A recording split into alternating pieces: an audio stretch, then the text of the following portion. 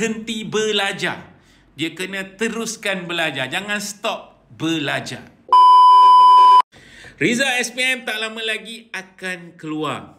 Bila tarikh spesifik untuk pengumuman keputusan SPM 2024 masih lagi boleh dikatakan belum lagi ada pengumuman daripada pihak kementerian lah. Tetapi ramai juga yang tengah buat jangkaan tarikh-tarikh keluarnya result SPM. Antaranya orang kata antara 14 April hingga 18 Mei untuk UPU fasa kedua. Di antara tu ataupun 2 minggu sebelum tarikh tutup UPU adalah result SPM akan keluar. So untuk adik-adik kita yang melihat video ini, terutamanya adik-adik lepasan SPM, tolong kongsikan video ini kepada kawan-kawan anda. Apa yang saya nak bagi tahu adalah bila keluarnya result SPM, tak kira lah anda lulus ataupun gagal, ini bukan bermakna pengakhiran dalam hidup anda.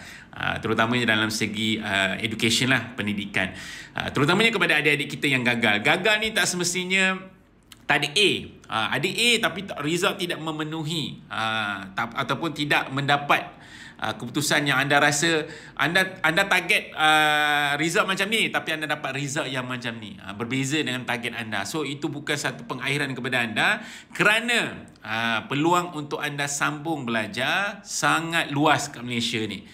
Terutamanya adik-adik kita yang mungkin saya dapat banyak komen, saya melihat mereka lebih memfokuskan kepada UPU ataupun masuk ke institusi pengajian tinggi awam. Bagi mereka, sebelum mereka apply UPU pun mereka dah rasa macam layak ke aku ni nak apply. Terutamanya bila trial SPM sebelum keputusan SPM keluar pun diorang kata saya tak boleh dapat ni, kan? Sebab apa?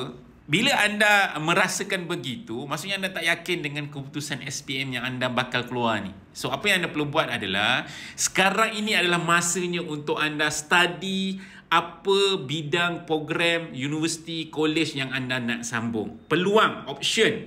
Kalau anda dapat keputusan ni, apa pilihan anda yang seterusnya? Kalau anda dapat keputusan ni, apa pilihan yang seterusnya? Sebab dekat Malaysia ni banyak option untuk anda sambung belajar. Jangan anda memfokuskan kepada UPU semata-mata ataupun IPTA semata-mata. Sebab banyak lagi peluang. Dan setiap universiti yang anda apply tu banyak juga peluang untuk mereka berikan kepada anda, terutama UiTM. Contoh, kalau anda tak dapat diploma dekat UiTM, UiTM akan buat satu program.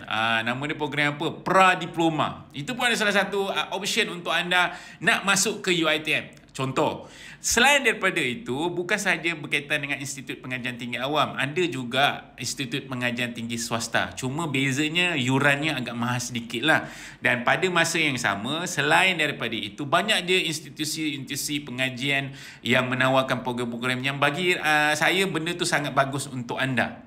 Terutamanya program kemahiran. Sebab program kemahiran walaupun dalam peringkat sijil kemahiran, tetapi mereka menawarkan program kemahiran yang di mana kalau anda target untuk nak dapatkan kerja selepas habis belajar, Institut Pengajian Tinggi ataupun Institut Kemahiran adalah salah satu tempat sesuai untuk diri anda. So kepada anda, jangan lupa juga pergi ke UP_TVET selain daripada UPU. So sekarang ni adik-adik, tolong study apa yang anda nak kena buat selepas anda dapat result SPM. Kalau lulus, apa yang anda nak plan? Kalau gagal, apa anda perlu plan? Kalau anda tak dapat universiti dan program yang anda nak, apa yang anda perlu buat? Option apa yang ada? Kalau anda tak diterima mana-mana universiti, apa yang anda perlu buat? So sekarang adalah masanya adik-adik. So pastikan benda yang melihat video ini, terutama ibu bapa, kongsikan video ini kepada adik-adik kita. Dan kepada anda yang mungkin ada juga nak memberi inspirasi kepada adik-adik kita, tolong share di ruangan komen.